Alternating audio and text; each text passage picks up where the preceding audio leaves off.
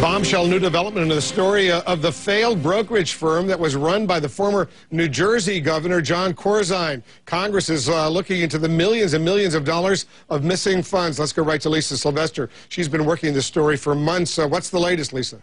Wolf, just to refresh our viewers and for everyone's memory on this, what is at the heart of all of this is $1.2 billion that has been missing in customer money from MF Global. And the question now is, did MF Global use these customer segregated funds to cover its losses? The company filed for bankruptcy, and everything went down in a matter of a week, where the company really started showing some significant problems at the very end of October. Now, John Corzine, former New Jersey governor, former senator from New Jersey, was the CEO of the company at the time. And he was called before Congress, and he testified at least 3 times in 3 different congressional hearings under oath, saying he had no knowledge of transferring some of these customer funds.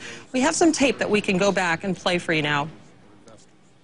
I never directed anyone at MF Global to misuse customer funds. I never intended to, and as far as I'm concerned, I never gave instructions that anybody could misconstrue. Now, here is the issue, Wolf. There is a woman named Edith O'Brien. She was the treasurer at MF Global.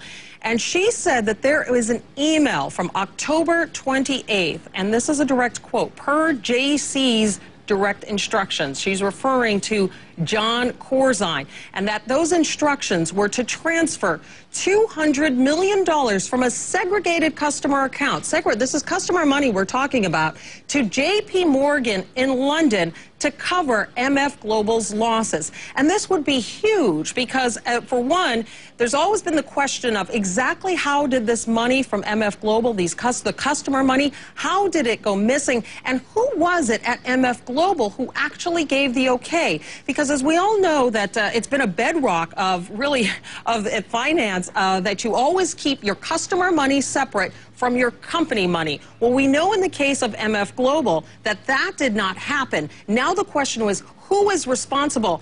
And, you know, we're going to have a situation, I think, of a he says, she says next week, because Edith O'Brien has been called to testify before the House Financial Services Committee. And I'm sure she's going to be asked the questions. How do you explain then John Corzine's testimony, which we just heard, which he repeatedly said he had no knowledge of it? How do you square that now with this new memo, with this email that suggests maybe he did have something to do with it? Maybe he did have the okay. Now, we've reached out to John Corzine's attorney, but we have not heard a response yet, Wolf. Let me know if you get a response. Thanks very much, Lisa, for that.